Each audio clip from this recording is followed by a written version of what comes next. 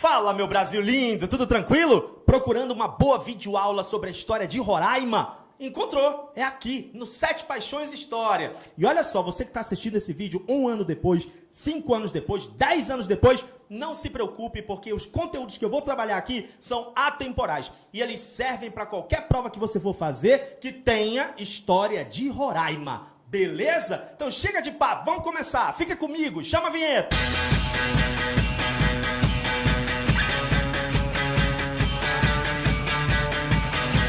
Quando é que começa a colonização? Para você entender como é que começa a colonização e por que começou a colonização naquele momento, você tem que entender de novo o contexto, né? Qual é o contexto que vai gerar a decisão de colonizar esse território que hoje é Roraima?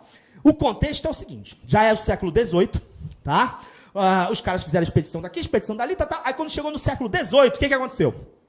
Os portugueses já tinham penetrado nessa região amazônica, já tinham fundado fortes, já tinham fundado missões, já estavam avançando no processo colonizador e aquela história toda. E a União Ibérica, aquele momento que Portugal e Espanha ficaram governados pelo mesmo rei, já tinha passado, já tinha terminado. A União Ibérica terminou em 1640.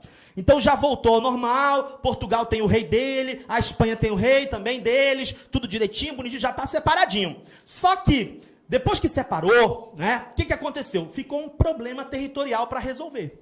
Por quê? Porque durante a União Ibérica, os portugueses foram entrando no território amazônico, que teoricamente pertencia à Espanha pelo Tratado de Tordesilhas. E aí, quando termina a União Ibérica, que vai cada um para o seu canto, o que a Espanha quer? A Espanha quer resolver o problema. Por quê? Porque tem territórios que teoricamente são dela, que os portugueses entraram e colonizaram na época da União Ibérica. E aí, como é que vai resolver agora? Que já separou e cada um está para o seu canto. Aí é quando eles vão resolver isso no século XVIII, no Tratado de Madrid, 1750. E o que eles vão definir no Tratado de Madrid? Eles vão levar em consideração um princípio jurídico do direito romano chamado uti possidetis. A terra pertence a quem fez a ocupação econômica dessa terra, né? Quem efetivamente ocupou, chegou primeiro, ocupou, a terra é sua. Com base nesse princípio, eles vão assinar esse tratado, Tratado de Madrid, e esse Tratado de Madrid, de 1750, vai anular o Tratado de Tordesilhas. Então isso é muito importante, tá? Tratado de Madrid, século XVIII, é o tratado que anula o Tratado de Tordesilhas. Por quê? Porque a partir do Tratado de Madrid vai valer o princípio do uti possidetis. Quem chegou primeiro, quem fez ocupação econômica, é que fica com a terra. E com base nesse princípio, como é que vai ficar a situação de Roraima? Como é que vai ficar a situação de Roraima? Teoricamente, Roraima antes era dos espanhóis, pelo Tratado de Tordesilhas. E agora, depois do Tratado de Madrid, teoricamente, de quem é Roraima? Teoricamente, território de Roraima. Teoricamente, o território de Roraima agora vai ser dos portugueses. Por quê? Porque os portugueses é que penetraram nessa região. Os portugueses é que estão nesse processo colonizador. Os portugueses é que estão fazendo e acontecendo. Então, os portugueses vão ficar com essa região da Amazônia, né? Também a região do Mato Grosso, que eles também foram penetrando ali pela região do atual Mato Grosso, né? Então, pelo Tratado de Madrid, as áreas que os portugueses entraram e foram ocupando, foram se estabelecendo, vão pertencer aos portugueses. E aí, no caso aqui da Amazônia, essa área aqui da Amazônia que foi penetrada pelos portugueses, teoricamente vai ficar com os portugueses. Só que no caso de Roraima, existe um porém aí. Não só no caso de Roraima, como em outros casos também. Apesar do Tratado de Madrid determinar, né, essa divisão e tudo mais, o Roraima, especificamente, ainda não estava efetivamente colonizada pelos portugueses. Eles tinham passado, eles tinham feito expedições, mas eles não tinham começado a colonização realmente, né? Então, teoricamente, passei por aqui, fiz expedição, mas não fiquei ainda, não me estabeleci ainda. Então, teoricamente, é um território que vai ter muita gente querendo, muita gente interessada, né? Então, o Tratado de Madrid, ele não resolve a nossa vida completamente. Até porque o Tratado de Madrid, ele deu uma luz. Mas ainda precisa fazer a demarcação dos territórios. Ainda tem que definir onde termina o território de um e começa o território do outro. Por isso, ainda vão ter que mandar as expedições demarcadoras, que são compostas por profissionais de ambos os países, para poder dizer, ó, até esse igarapé aqui é de Portugal, desse igarapé para cá é da Espanha. Então, tudo isso ainda tem que fazer. Logo, a situação de Roraima está indefinida ainda. Quem chegar primeiro fica, meu amigo. E todo mundo quer. Os holandeses passaram por aqui, os franceses passaram por aqui, os ingleses passaram por aqui. Mano, todo mundo vai querer esse território amazônico aqui. E todo mundo vai querer cobiçar também essa região do Rio Branco. E por que esse pessoal quer vir para cá? Por que os europeus estão vindo para cá e estão fazendo expedições pelo Rio Branco? Primeiro, no começo, tinha aquela história de tentar encontrar o Eldorado, né? Ah, existe um lago que tem nessa floresta aí, que tem ouro, tem metais preciosos e tal. Aí depois, eles vêm procurar mesmo a capturar índios e vêm também atrás das chamadas drogas do sertão. Professor, o que são as drogas do sertão? Mano, é fácil. Maconha, cocaína, LSD, crack, ox. Não é isso? Essas são as chamadas drogas do sertão. Verdade ou mentira? Mentira. As drogas do sertão não são nada disso. Vou te dizer o termo técnico para as drogas do sertão. Dá uma olhadinha aí, dá uma olhadinha. As drogas do sertão são um conjunto diversificado de produtos nativos ou aclimatados existentes na Amazônia do período colonial, que eram extraídos da floresta pela mão de obra indígena e comercializados nos mercados europeus.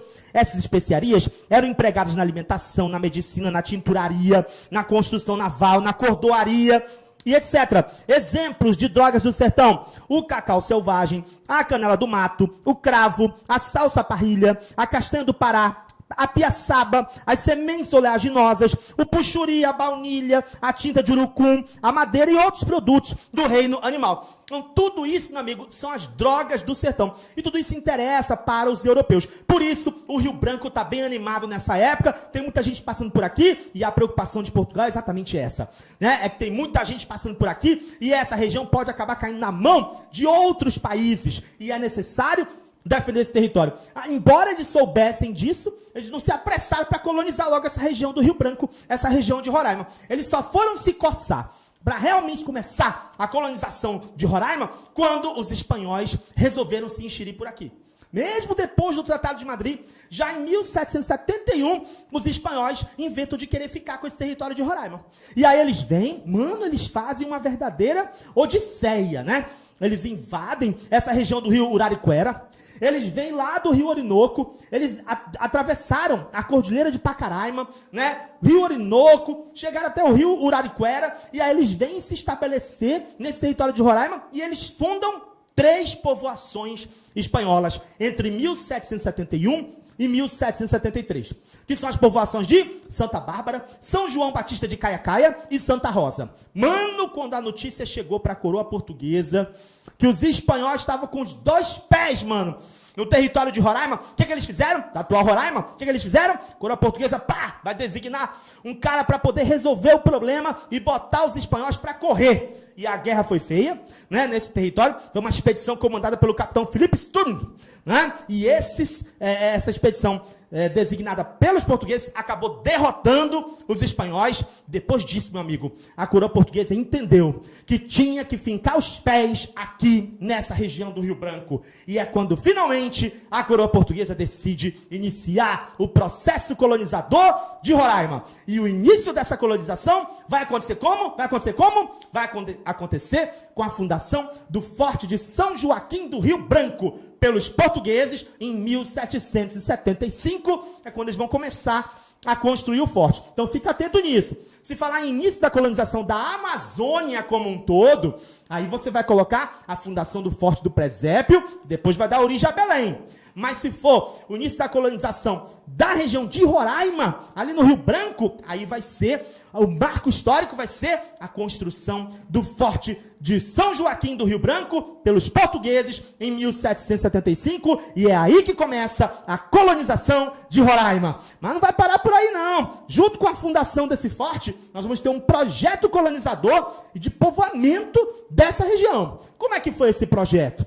Quais eram as características desse projeto? Deu certo esse momento inicial, essa primeira investida de tentar colonizar essa região de Roraima, essa região aqui do Rio Branco? Deu certo? Não deu certo? Ah, isso aí eu só vou te contar, meu amigo, nas cenas do próximo capítulo. Beleza, pessoal? A gente fica por aqui, mas vai ter mais, hein? E se você quer estudar com a gente e fazer um curso completo sobre a história de Roraima, você clica nesse vídeo que está aparecendo aqui em cima, que eu vou te explicar como é que você faz para ter acesso a todo o nosso material, curso completo, beleza? Vamos que vamos, até a próxima, tchau!